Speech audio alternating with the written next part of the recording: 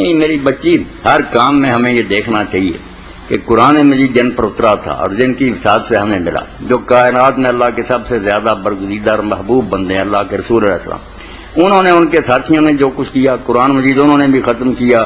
یہ جو سورہ یاسین آپ نے کہا اتنی مرتبہ پڑھواتے ہیں، کئی لوگ اپنے گھروں میں اکٹھا کر کے عورتوں کو 1.25 لاکھ مرتبہ لا الہ الا انت سبحانک کا آیت کریمہ پڑھاتے ہیں۔ یہ چیزیں بیٹی دین میں کوئی نہیں آئی، یہ دعا کا کوئی طریقہ نہیں۔ آپ خود قرآن شریف پڑھتی رہیں، نماز پڑھتی رہیں، دعا کرتی رہیں، اللہ آپ کی سنے گا۔ یہ اجتماع جو ہے نا دعا کے لیے، حضور کے زمانہ میں کسی نے نہیں کیا، صحابہ نے نہیں کیا، بلکہ فتاوی عالمگیری جو فقہ حنفی کتنی بڑی کتاب، اس میں بھی ہے کہ تراویح ختم ہونے پر جو مل کر دعا کرتے ہیں قرآن، یہ بھی بدعت ہے، کوئی نہیں سلف نے ایسے نہیں کیا۔ یہ چیزیں نہیں ہونی چاہیے، دعا ہر وقت آپ کر سکیں۔ بعد میں جو کھانا کھلاتی ہیں اور کہتی ہیں اس پر ختم پڑھا، یہ طریقہ آپ دیکھ رہے ہیں، اگر تو کسی کتاب میں آپ کو ملا ہے میرے بچے کہ اللہ کے رسول نے ایسا کیا کہ کھانا آگے رکھا، قرآن ختم کیا، سورت پڑھی، تو بسم اللہ آپ کرتی رہیں۔ اور اگر یہ چیز نہیں ملتی اور صرف یہ کہیں کہ اس میں حرج کیا، حرج سے بڑا بیٹی کیا ہے کہ ہم رسول اللہ کی سنت سے ہٹ گئے، حضور کا طریقہ نہیں، ہم ان سے زیادہ عقل مند بنے، ہمارے ذہن میں یہ وسوسہ آ گیا کہ آپ کو یہ نیکی نہیں سوجی، ہم زیادہ سمجھدار ہیں۔ معاذ اللہ اس سے زیادہ گستاخی کیا ہوگی؟ آپ پیچھے رہیں، آگے نہ چلنے کی کوشش، کوئی نیا طریقہ نہ نکالیں۔ اگر مل جائے حوالہ تو پھر آپ ضرور عمل کریں، بلکہ میرے تک بھی پہنچائیں کہ حضور نے قرآن شریف پڑھا کھانے پر اور پھر بخشا، تو بہت اچھی بات ہوگی۔ اور اگر یہ نہیں تو آپ کھانا الگ غریبوں کو دیتی رہا کریں، نماز روزانہ قرآن پڑھتی ہیں۔ آپ نے جب نیت ہی دل میں کر لی کہ جو میں پڑھ رہی ہوں اس کا ثواب میرے والدین کو پہنچے، وہ پہنچتا رہتا ہے، اس کے لیے کوئی خاص نہیں پروسیجر کے کچھ طریقہ کرنا پڑتا، بس اس ارادے سے آپ نے پڑھا چلا گیا اس کھاتے میں۔ یہ ختم شریف اگر ملے نہ کہیں کہ حضور نے کیا، صحابہ نے یا ائمہ نے بتایا تو بتانا چاہیے۔ یہ رسم ہندوستان کے ہندوؤں سے لوگوں نے لے لی، وہ وید پڑھتے تھے کھانے پر، انہوں نے یہ کرنا شروع کر دیا۔ دین میں اس کا حوالہ کوئی نہیں بیٹا ملا۔ ٹھیک ہے جی، آخر میں نا سب سننے والوں کو مولانا صاحب کی صحت کامنا کریے، دعا گو میری طرف سے بھی آمین جی۔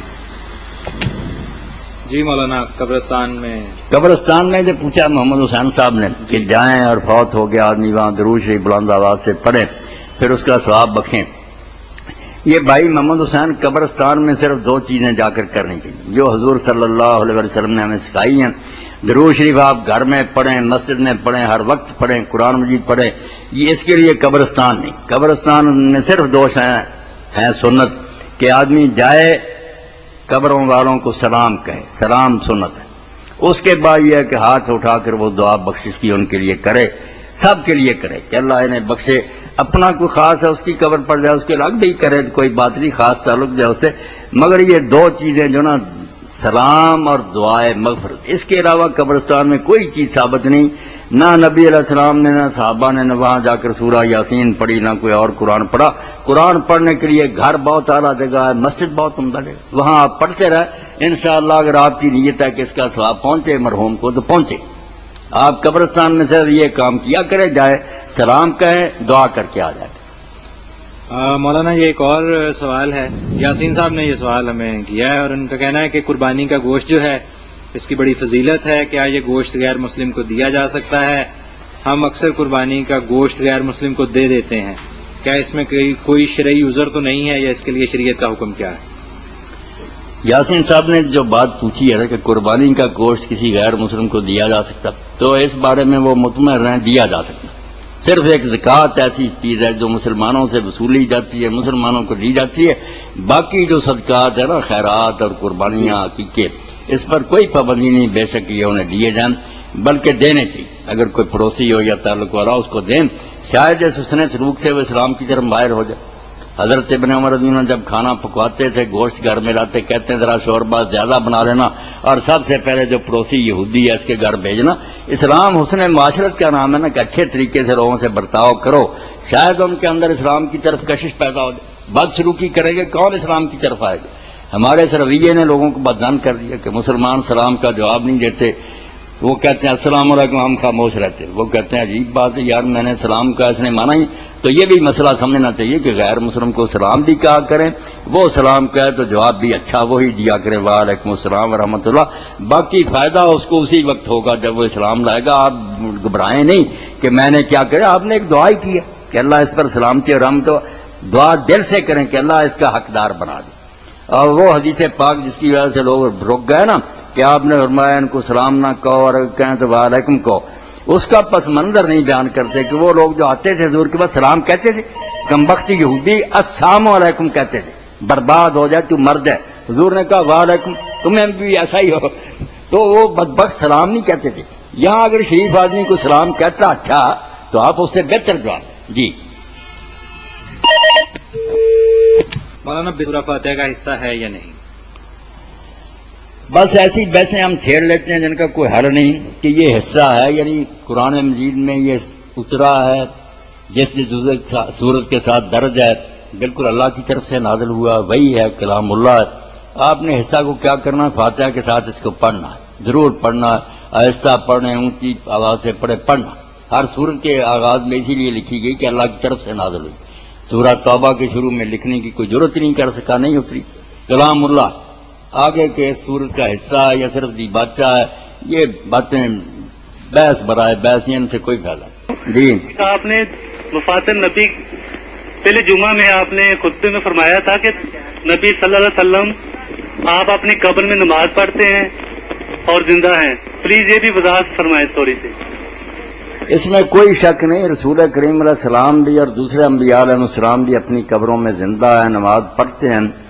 یہ تو اصول کے طور پر بھی آپ نے بیان فرمایا کہ الانبیاء احیاء فی قبورہم یصلون، نبی اپنی قبروں میں زندہ ہیں، نمازیں پڑھتے ہیں۔ اور موسیٰ علیہ السلام کا تو خصوصیت سے ذکر کیا کہ میں شب معراج ان کی قبر کے پاس سے گزرا ہوں تو میں نے ان کو دیکھا وہ کھڑے نماز پڑھ رہے تھے۔ بات اصل میں یہ ہے کہ صرف انبیاء علیہ السلام ہی ان کی حیات طیبہ تو بہت اعلیٰ ہے نا اس دنیا میں، جتنا ان کا مرتبہ اونچا، ورنہ سارے اہل اسلام میرے بھائی جب مانتے ہیں کہ مرنے کے بعد جزا سزا ملتی ہے، سوال جواب ہوتے ہیں، اگر کوئی ہے ہی نہیں سوال جواب کس سے ہوتے ہیں؟ اس لیے ماننا چاہیے کہ کفار بھی زندہ ہیں۔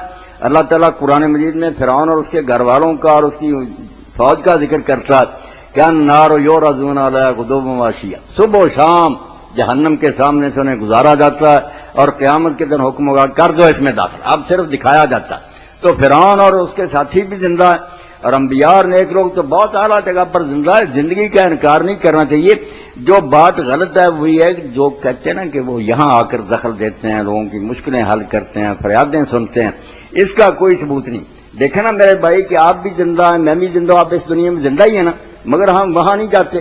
اللہ رسول نے جو بات بتا دی ٹھیک ہے، ورنہ ہمارا اس دنیا سے، مردوں کی دنیا سے کوئی تعلق نہیں۔ اسی طرح ان کا اس دنیا سے کوئی رابطہ نہیں سوائے اس کے جو اللہ رسول نے کوئی بتایا۔